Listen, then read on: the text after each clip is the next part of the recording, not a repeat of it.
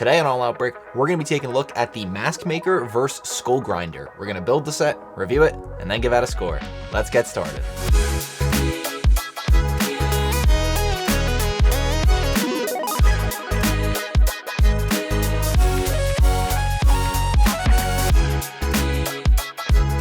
Hey everyone, I'm Christian from All Out Brick. Welcome to another Matanui Monday. As always, the best way to tag along is to subscribe and turn on notifications. This week we're going to be building the Mask Maker vs. Skull Grinder, which was released as kind of a combo villain and hero set in the second wave of the 2015 line of Bionicle. The Skull Grinder, also known as Kulta, was the leader of the Skull creatures and one of Makuta's minions. The Mask Maker Ekimu created the Masks of Power for the island of Okoto's inhabitants alongside his brother Makuta. Ekimu works alongside the Toa to defeat Kulta, as he was just moments away from destroying the Mask of Creation. For the first and only time in the 2015 line, we get a rectangular box for a set.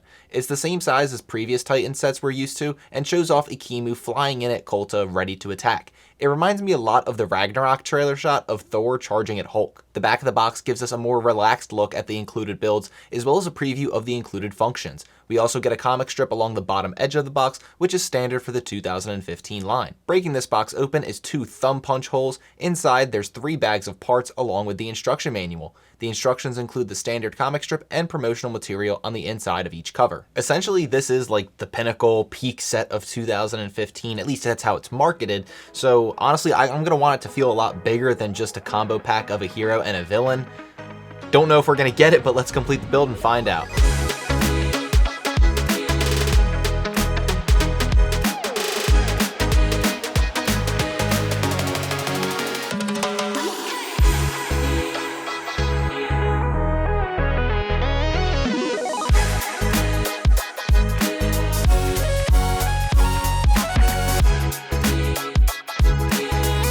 In total, the build took around 20-25 minutes maybe. It was 2 pretty simple builds, nothing too difficult, no issues all throughout the build process. Just like typical, start with the Mask Maker, work our way to the Skull Grinder, and in the middle we'll talk about the Mask Creation. The Mask Maker, Ekimu, at first glance just looks like the leader of the Protectors. His build replicates exactly that, basically just a bulkier version of the Protector of Ice with a gear function that allows you to swing his Hammer of Power. He even has the same mask mold as all of the other Protectors. The color scheme turned out to be very nice between the transparent light blue and gold parts. The gold parts are utilized as his main armor, with the light blue parts peeping out next to them. Other than swinging the Hammer of Power, the back end of the hammer can be twisted to fire off studs. You guys know my opinion on this by now, but I can't knock the fact that this is better than just getting a hammer.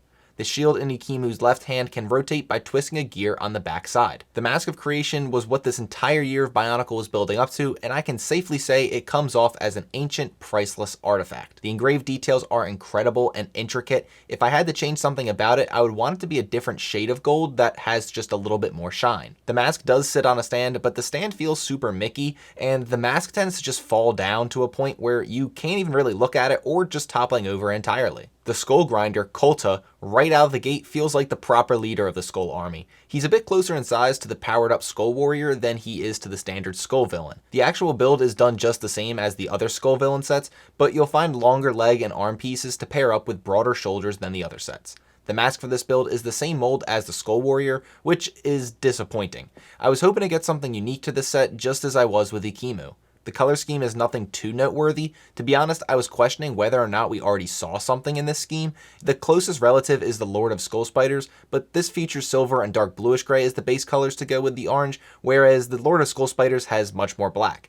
In his right hand, Kulta carries the Mask Stealer staff, which looks absolutely lethal. The staff in total is longer than Kulta is tall. In his left hand, Kulta has a single hook blade, which as a secondary weapon, look out. A gear on Kulta's back can be twisted to swing his arms back and forth. Combining this set with the Skull Scorpio allows you to create the powered up Skull Grinder, which is notably larger than the base model and certainly feels a lot more imposing. Just like the powered up Skull Warrior, this powered up model requires you to disassemble both sets to build it. If you want to purchase this set for your collection, you can find it for around $60 in used condition and around $100 in brand new sealed condition.